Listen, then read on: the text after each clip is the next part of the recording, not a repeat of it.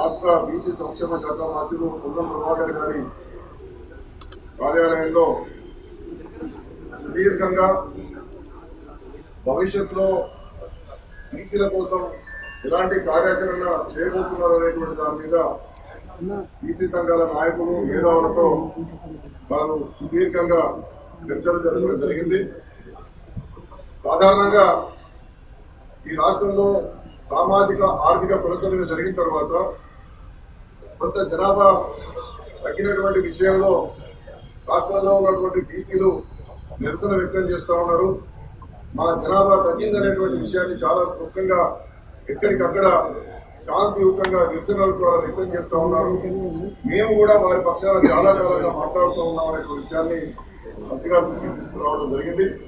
మంత్రి గారితో పాటు రాష్ట్ర ప్రభుత్వ సలహాదారులైనటువంటి శ్రీ డాక్టర్ కె కేశవరావు గారు, ఆ విధంగానే శ్రీ మధుయాష్కి గారు, ఎంపీ సురేష్ శంకర్ గారు, ఆ విధంగా చాలా నాయకులు శ్రీ ఆర్ కృష్ణయ్య గారు, జాతి శ్రీనివాస్ గౌడ్ గారు, చిరంజీవులు గారు, మురళీ మనోహర్ గారు, సింహాద్రి యాదవ్ గారు, అనేక బీసీ సంఘాల నాయకులు, ప్రజా సంఘాల నాయకులు ఈ సమావేశంలో పాల్గొన్నారు. ప్రధానంగా మేము ఏం చెప్పామంటే సర్వేలో తగ్గినటువంటి ఈ జనాభా గల కారణాలేంటి, మరి మా జనాభా తగ్గించి చూడడం ద్వారా మాకు రాబోయేటటువంటి స్థానిక సంస్థల్లో మా రిజర్వేషన్లు తగ్గేటటువంటి ప్రమాదం ఉన్నదని చెప్పి మంత్రి గారితో మేము సుదీర్ఘంగా చర్చించినాం.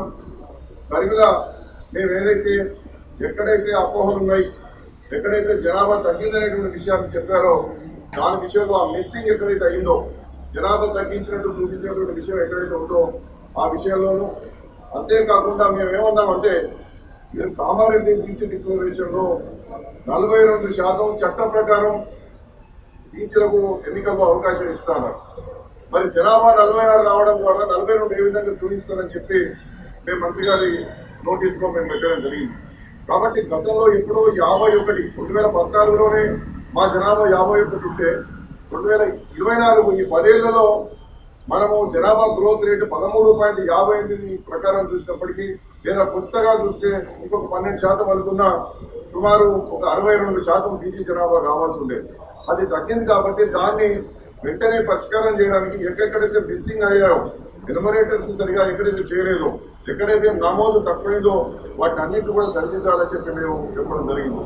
అంతేకాకుండా ఈ డాటా మొత్తం వచ్చిన తర్వాత ఈ డాటాను స్థానిక సంస్థల్లో రిజర్వేషన్లను ఖరారు చేసేటటువంటి పూసాని వెంకటేశ్వరరావు గారి డెడికేటెడ్ కమిషన్కి డాటా ఇస్తే వారి అబ్జర్వేషన్స్, డాటా అబ్జర్వేషన్స్ కలిపి వారు రిగరస్గా అధ్యయనం జరిపిన తర్వాత, రాష్ట్రం అంతా కూడా పర్యటన చేసిన తర్వాత సామాజికంగా, రాజకీయంగా వారు బీసీల యొక్క వెనుకబాటుతనాన్ని నిర్ధారించి వారు సూచన చేస్తే రేపు పొద్దున 42% రిజర్వేషన్లు నిలబడడానికి అవకాశం ఉందనేటువంటి విషయాన్ని కూడా మంత్రి గారి దృష్టికి తీసుకుపోయినాం.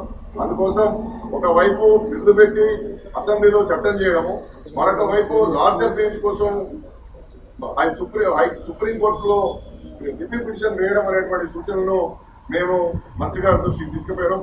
వారంతా సానుకూలంగా ఉన్నారు. ఎందుకంటే తమ లక్ష్యం, తమ ఉద్దేశం వెనుకబడిన వర్గాలకు ఎట్లా మేలు జరగాలనేటువంటి దృక్పథంతో ఉన్నామని చెప్పి మంత్రి గారు చెప్పడం జరిగింది. వీటన్నింటి మీద కూడా కేశవరావు గారు, మధుయాష్కి గౌడ్ గారు, పొన్నం ప్రభాకర్ గారు వీరు గౌరవ ముఖ్యమంత్రి గారితో మాట్లాడి ఏ మాత్రం వీలైనా, ఎంత మేరకు వీలైనా బీసీలకు మేలు చేసే విధంగానే ఈ రాష్ట్ర ప్రభుత్వం ఉంటుంది. అనవసరమైనటువంటి అపోహలు పడాల్సినటువంటి అవసరం